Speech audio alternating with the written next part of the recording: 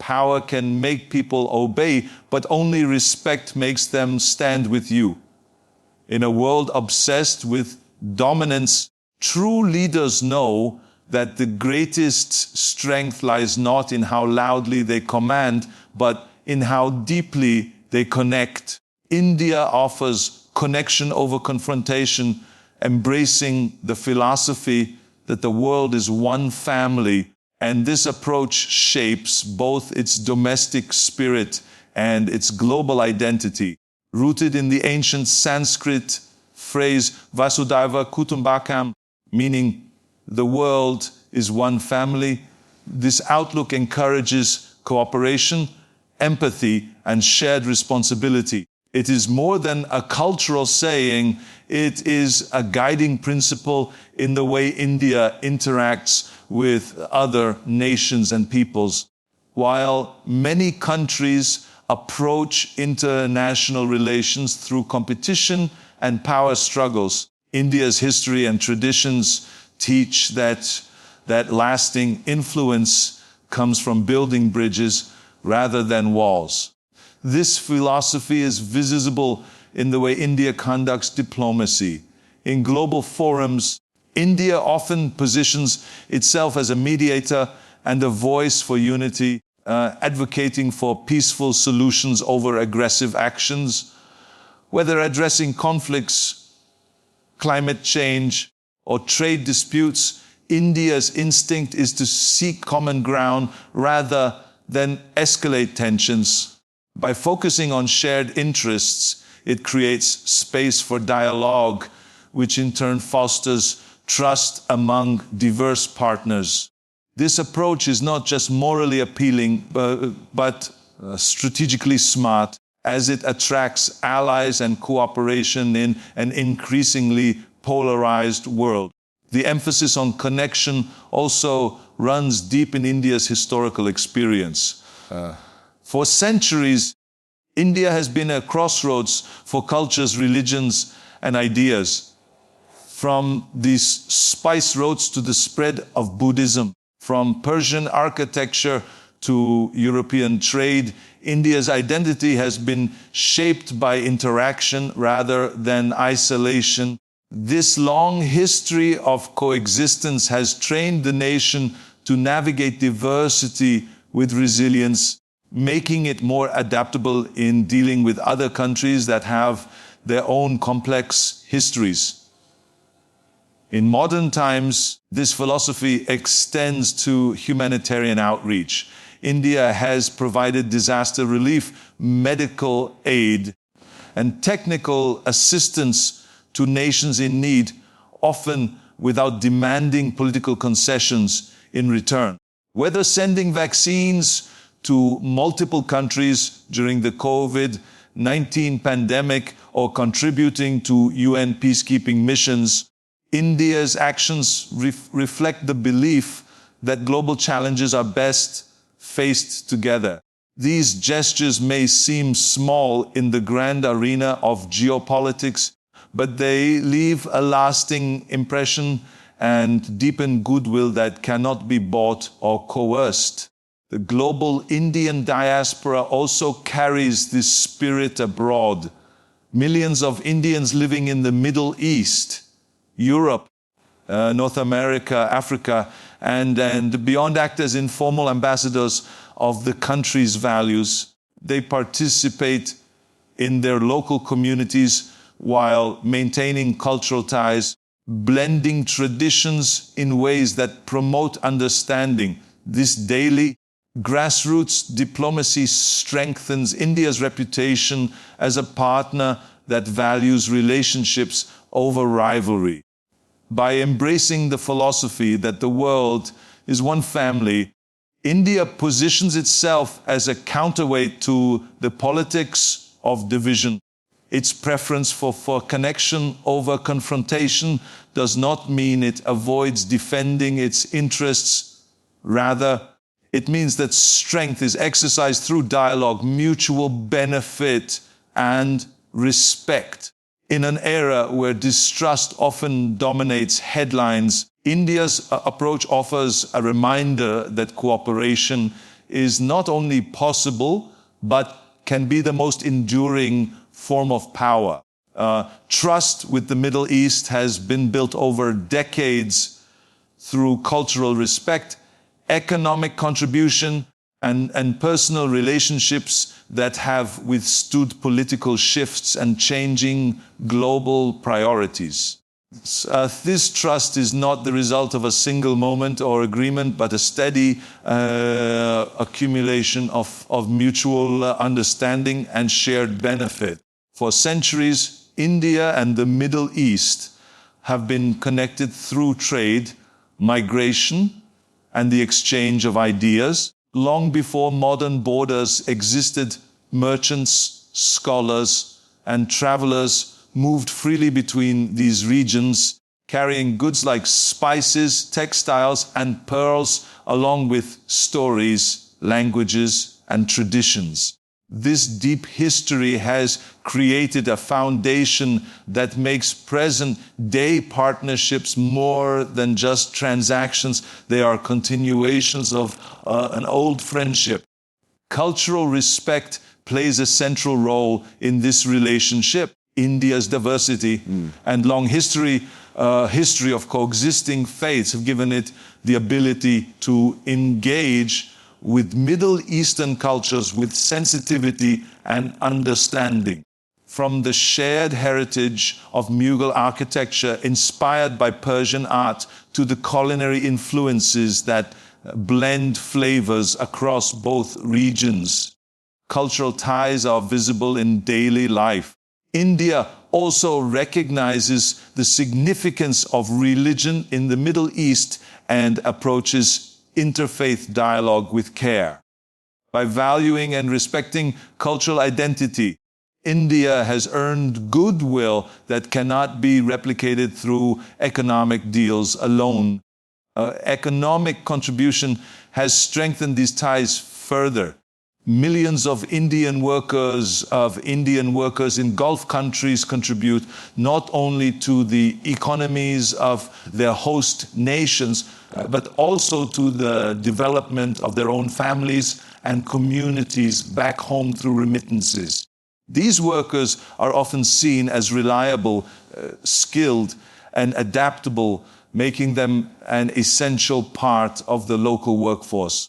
Beyond labor, India has been a consistent trading partner, importing vital resources like oil and gas while exporting technology, manufactured goods, and agricultural products.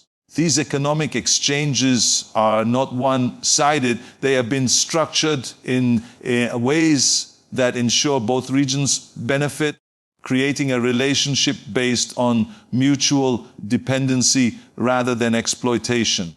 Personal relationships have perhaps done the most to deepen trust. The presence of a large Indian diaspora in the Middle East means there are daily interactions between people, not just governments. Friendships formed at workplaces, schools, and neighborhoods act as living bridges between cultures. These human connections soften political disagreements and help maintain stability even when global tensions rise.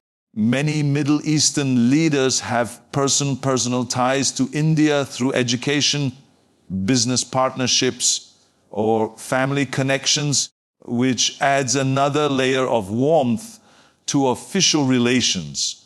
Over time, this combination of cultural respect, economic contribution, and personal relationships has created a partnership that feels organic and deeply rooted. It is a trust that has survived oil price fluctuations, geopolitical conflicts, and changes in leadership on both sides. This resilience shows that when relationships are built on respect, shared benefit, and human connection, they can endure pressures that would break more fragile alliances. The bond between India and the Middle East is proof that trust built over decades can be one of the most valuable forms of diplomatic currency.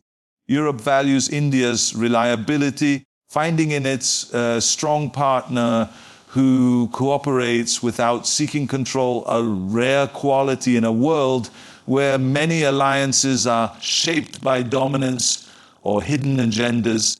Over the past decades, India has demonstrated consistency in its commitments, honoring agreements, and then maintaining open communication even when global politics grow turbulent. This reliability has not gone unnoticed in European capitals.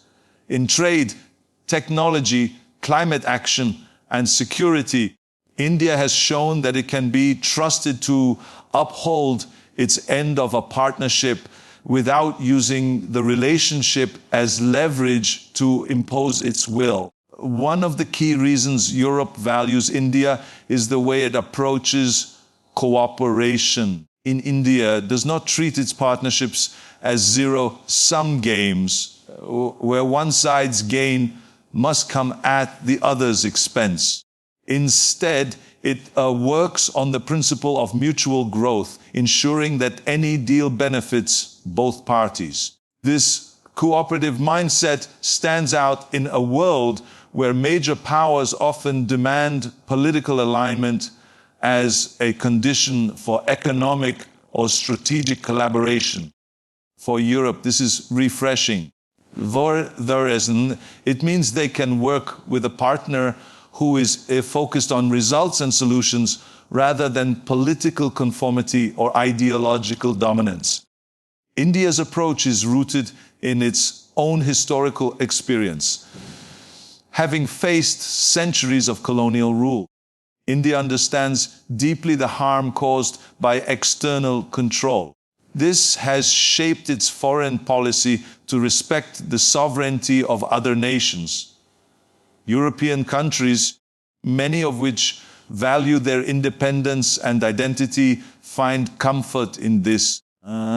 They know that India's engagement will not come with strings attached, no demands to choose sides, no interference in domestic politics, no pressure to conform to a particular geopolitical agenda. This reliability is also visible in times of crisis, whether it is during humanitarian emergencies, supply chain disruptions, or energy shortages. India has stepped in as a steady partner. For example, during the COVID-19 pandemic, India's role in supplying medicines and vaccines, despite facing its own domestic challenges, showed Europe that here was a nation willing to help rather than hoard. Such actions leave lasting impressions and build trust that cannot be bought beyond economics and aid. India's cultural diplomacy adds another layer of connection. Indian art, cinema, literature, and philosophy have found an appreciative audience in Europe, creating bonds that go beyond government halls. This soft power reinforces the sense that India is a partner of goodwill, a nation that seeks to enrich rather than dominate. In a geopolitical landscape where partnerships often feel transactional or fragile, Europe's relationship with India stands out for its stability. It is built on a shared belief in cooperation over coercion, dialogue over dictation. This makes India not just a reliable partner, but a reassuring one, a country whose friendship offers security without surrender, partnership without pressure. In that balance, Europe sees not only a valuable ally, but also a model for how international relations can be both principled and productive. India's soft power, rooted in its culture, global diaspora, and moral voice, has become one of its most enduring and resilient sources of influence, one that sanctions or propaganda cannot easily diminish. While military strength and economic might often dominate discussions about global power, India's influence works in a quieter but far-reaching way, flowing through human connections, shared traditions, and universal values that cross borders and political divides. At the heart of this soft power is India's culture, a rich tapestry woven from thousands of years of history, philosophy, art, and spirituality. From yoga and Ayurveda to classical dance and Bollywood films, Indian culture resonates in every corner of the world. It attracts not through coercion but through curiosity, offering people something they can adapt, and integrate into their own lives. The appeal of Indian traditions lies in their inclusiveness. They are not exclusive to those born in India, but are open to anyone willing to embrace them. This openness ensures that India's cultural influence cannot be cut off by political barriers or negative campaigns. The global Indian diaspora amplifies this reach, spread across continents from the Middle East to Europe, North America to Africa. Indians living abroad carry with them not only their professional skills, but also their cultural identity. They become informal ambassadors of India, building bridges through business, community service, and personal relationships. Their success stories challenge stereotypes and offer a living example of India's contributions to the world. These connections create networks of trust and goodwill that endure even when governments disagree or global tensions rise. India's moral voice is another pillar of its soft power. Throughout its modern history, India has positioned itself as a nation that values dialogue, non-violence, and respect for sovereignty.